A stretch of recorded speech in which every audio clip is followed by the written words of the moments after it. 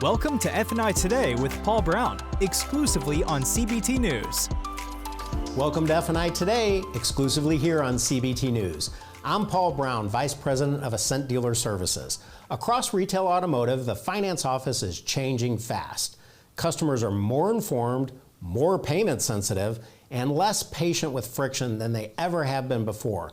For dealers, that creates one critical question. How do you build an F&I process that is transparent, trusted by the customer, and still profitable? In these episodes, we break down the process, the psychology, and the leadership discipline behind modern F&I so dealers can protect gross, improve customer trust, and build repeatable performance. So today we're going to talk about the future of F&I leadership and this crazy thing that they call AI. So AI is something that's coming out into our space pretty rapidly.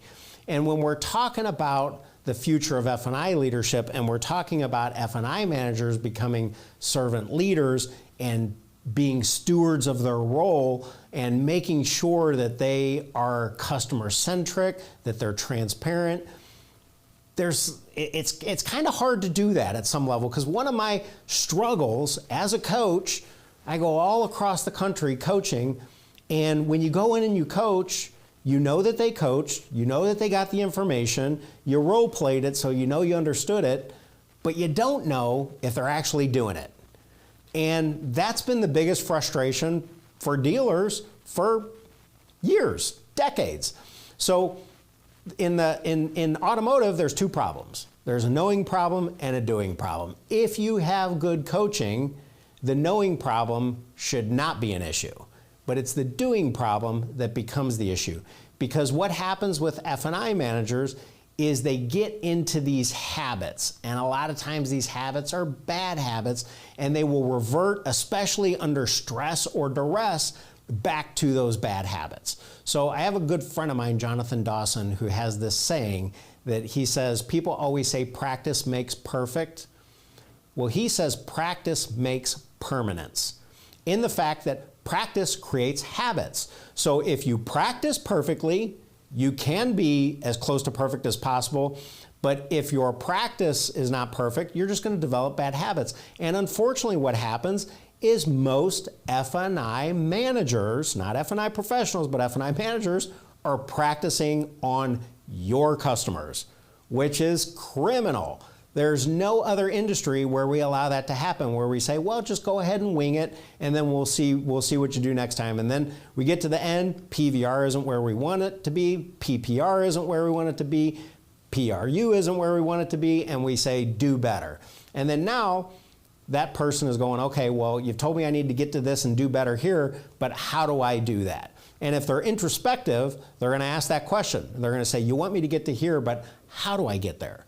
So there's some things that we got to do. First off, we got to make sure that we have good coaching, that we have good mentorship, and that we're actually doing the right things for the customer. If you go back and look at these episodes, we talk about that almost exclusively. It's not a lot of, hey, this is a closing routine that you can use or a word track. Because 1990 called, they want all the word tracks back. They don't work, customers don't like them, they're cheesy, they sound salesy, and they're super easy to say no to. What we got to have is better closing conversations, because we understand the psychology of the customer, we understand the economic market that we're in, and we understand how these payments and the rises in these payments and that cars are getting more expensive, how that economically impacts our customers. So understanding sales psychology, understanding the customer, knowing where they're coming from, knowing why they operate the way they do is critically important. But all of that means nothing if you sit in front of your coach. Hopefully you have somebody that's in coaching your store, but if your finance manager is sitting in front of them and just going, yep, okay, we role play it a couple times, and then they just go back to doing what they've always done. If you do what you've always done, you're going to continue to get what you've always gotten. You're not going to have any increases. So we have to have some ways to make sure that we can monitor what our F&I professionals are doing it. And that's where this crazy little thing called AI comes in. There are some programs out there that will monitor and listen to transactions. One of the ones that I've seen a lot in our stores is Auto Trainer, and it listens to the transaction from beginning to end, and then it has the coaching philosophies, it has the coaching ideologies of the store built into it, so it's listening for certain things so that it's grading that transaction and grading the different parts of that transaction to make sure that the F&I professional is doing what they say they're going to do. It's the better, improved version of having a camera up behind you in the office and videotaping transactions. We've all been there. We've all done that. I remember when they put cameras in my F&I office, and I was like, here we go. But it's one of those things that it's a great, at some level, deterrent, I guess, but what does that mean if somebody's not watching that video? And who are you going to pay to sit down and watch 14 hours of video every single day? Oh, times that by 5 finance people. It's impossible.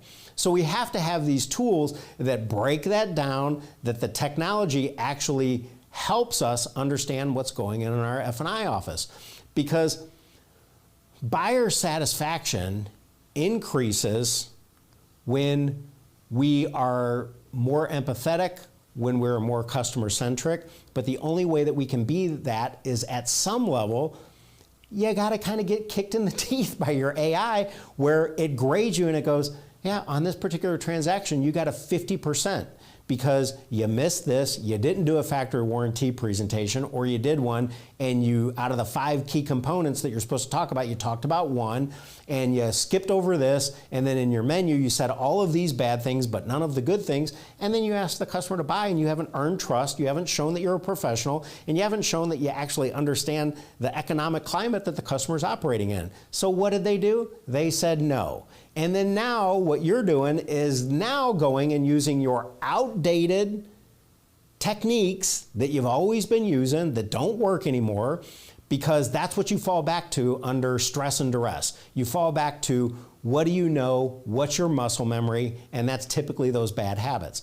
So then what happens is you do worse on that deal, and you've aggravated a customer, you potentially maybe caused a CSA problem, but what you've really done is set that customer out into the wild with a host of problems that are inherent in owning a car, and you've offered them no real solutions, or none that actually seemed like you cared or you knew what you were talking about. So the technology does not replace coaching discipline, it makes process gaps more visible so that we can go back and look at what's actually happening in your F&I offices to your customers.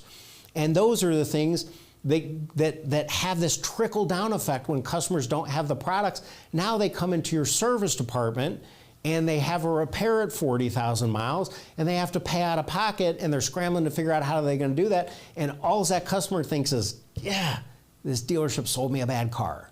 Right? It somehow becomes our fault. We didn't build it, we didn't transport it, we're just servicing it. But somehow that falls on our plate, because anytime that there's a negative experience, it falls on us. So we have to understand what's going on in our F&I office so that we can penetrate these products at a much higher level, so that we have better customer satisfaction when the customer gets engaged with our service department and those products prove out to be what we said they were going to be. Now the customer has a great ownership experience. Now they're happily engaged in our service department. Now they come back and buy another car from us.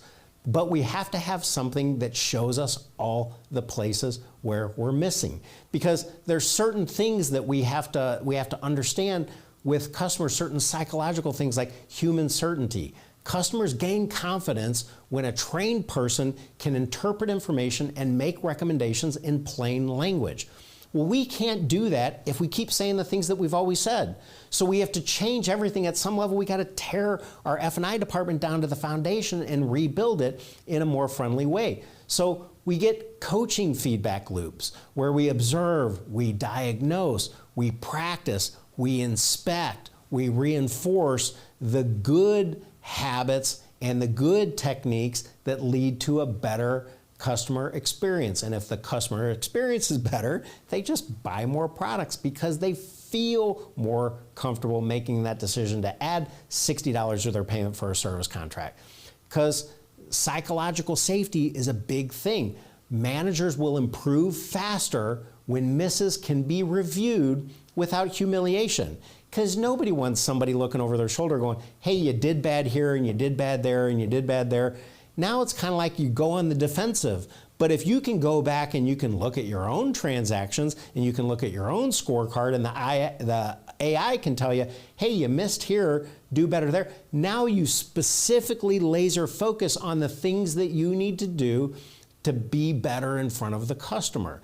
The things that you specifically need to do to get your point across better. Because if a customer truly understands the products and they truly understand the benefits of them, they'll never accept that risk of not having it. So it's how are we figuring this out rather than just telling the finance professional or manager, hey, that deal was a tough one, go get the next one. It's a failed strategy. So if we lead as GMs, as owners with servant leadership, we remove that friction, we clarify our standards, and we'll develop people and hold them accountable to customer-centric behavior. When we do that, everything goes up. CSI goes up, gross goes up, products per goes up. So that gives us more behavioral standardization. So we define the behaviors that create the numbers that we're looking to achieve. We don't rely on personality to create those numbers because personality will help, but personality, if you got one person that's just an F&I god within your store because they have this amazing personality, they can win customers over, well, that's that one person. That is not repeatable. It's not coachable. We can teach people how to be better in front of customers, but we need a repeatable process. But more than that, we have to have something that's keeping an eye on that process and saying, this is where we did well, this is where we failed, and look at the law of large numbers. When you can look at all the transactions in your store that happened over a specific period of time, like a month or a quarter or a year, now you start to build this really robust data set that says when we do these things, we help the customer win. When we help the customer win, we sell more products and we make more gross. When we do these things, we get the adverse effect. And that's not what we want. So you need to embrace AI. You need to get a tool in there that is listening to what's happening in your F&I office first and foremost, but also get when they have them for sales, they have them for services, they have them for everywhere. And then you could grade what's going on, gently coach, create better processes, and then when we hold everybody to a higher level of accountability to those processes that we create, everything gets better. So at the end of the day, modern F&I is not about selling harder, it's about helping customers own smarter.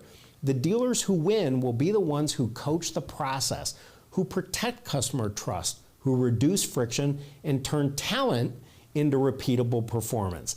That's how F&I becomes more than just a department. It becomes a competitive advantage for your store. Remember, we'll never be perfect, but if we chase perfection, we can catch excellence. Thanks for watching. I'm Paul Brown, and I will see you next week for another episode of F&I Today, exclusively here on CBT News. Thanks for watching F&I Today with Paul Brown, exclusively on CBT News.